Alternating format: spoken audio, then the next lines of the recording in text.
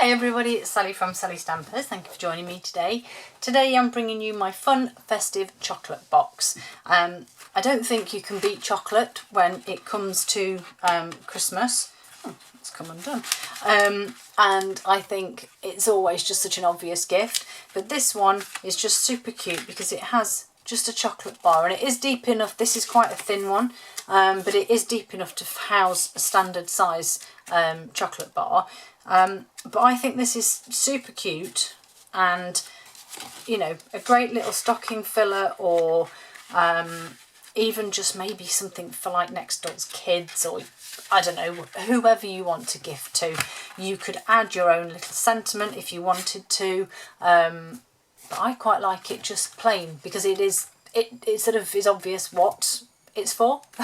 If you like, you could always add a panel to the back and add your message, or put something in the bottom underneath the chocolate. Choice is yours.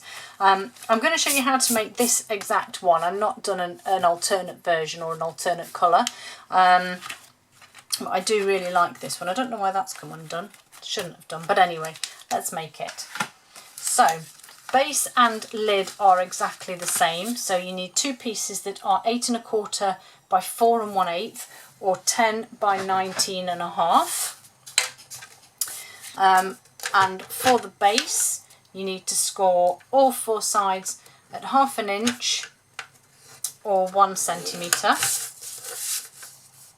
Oh, I nearly did 1 inch then, that would have been too much. So 1/2 inch, 1 centimetre for the base all the way round.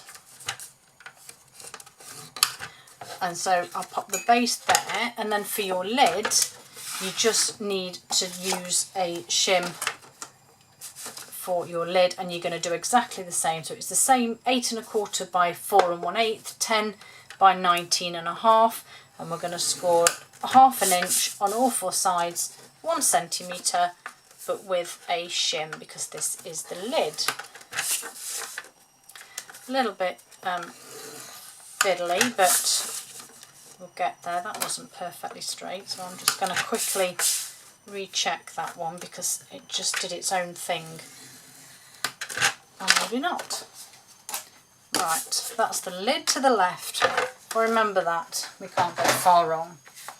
So for the base, we're just going to, as I say, basic box, just different sizes. Same principle for everything. So once you've done that, you just need to trim and wedge the edges.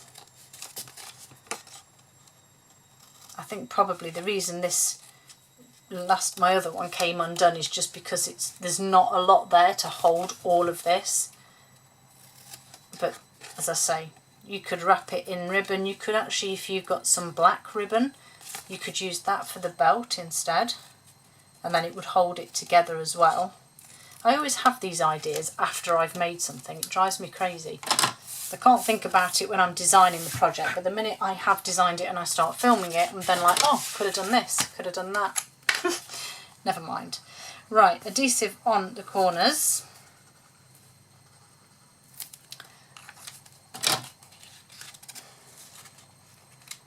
And then a little peg. Is it going to be okay? I don't want glue everywhere. In the corners there. So yes, we're now on to Christmas countdown now. Well, I say Christmas countdown. Christmas projects, anyway. No other projects other than Christmas. Okay, last one. And again, this lovely chocolate bar will sit in here once your pegs are in, because there's just that little bit of space. It suddenly seems bigger, but I think it's because I allowed for that part. Right, let's move that out of the way. Do exactly the same process with the lid, but I'm not going to adhere it just yet because I want to decorate it first. It's far easier when it's flat, so we'll just quickly do the edges because they will need to be done anyway.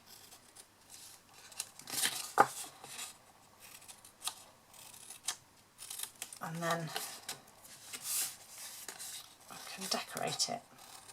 And I like this as well because you pretty much can just use scraps to decorate it, so it's quite cost effective too. Everybody likes saving pennies nowadays.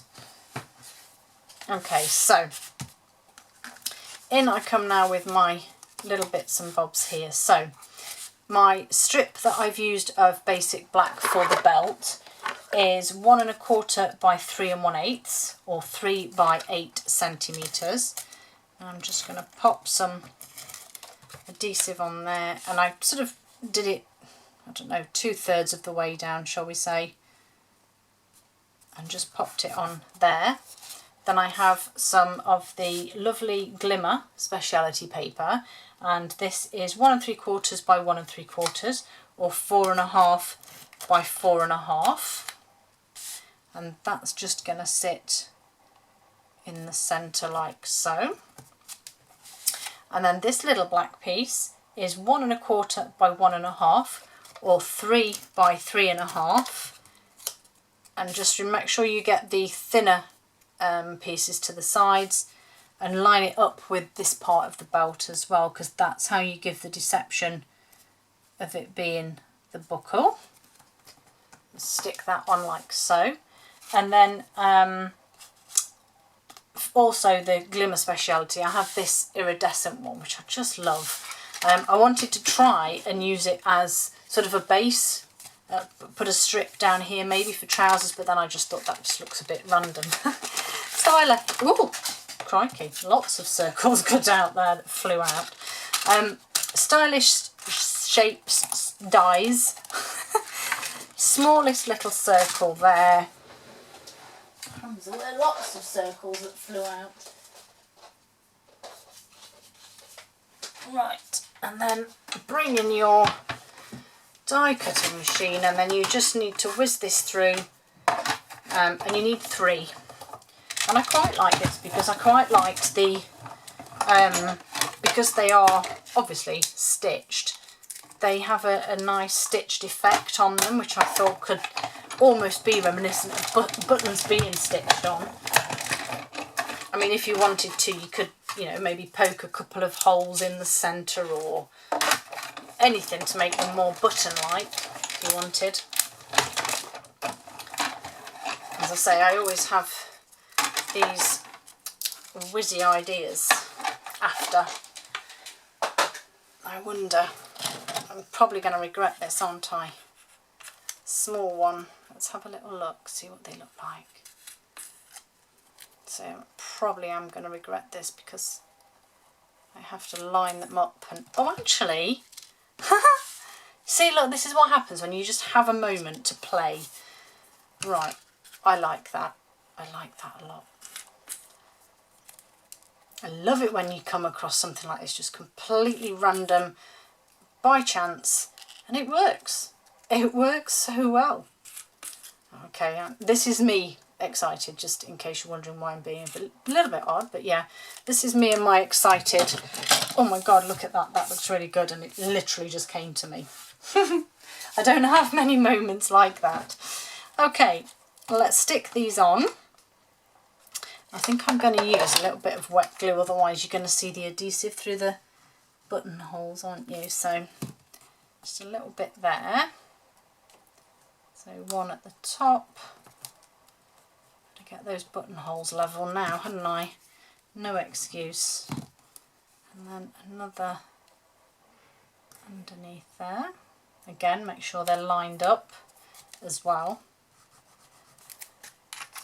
I mean, as I say, this is open to any kind of interpretation. You could decorate these any which way. If you've got some cotton wool, add some for a little bit of a beard or something at the top. That would be cute. Right, take those clips off. I don't need to do any more decoration, so this is going to be a case of stick it on and hope for the best, I think, really. I'll tell you what I might do. I put a peg on that one, put a peg on that one. They should be held in place just for a brief moment, just enough to hold it while I bring the base in, bring the original back in. That also needs a bit of, let's just quickly give that glue time to set, and I'm just going to put a little bit on there. Oh, crumbs. Yeah, a little bit was probably a bit too much there. Okay, so that's my original. And then let's hope and pray.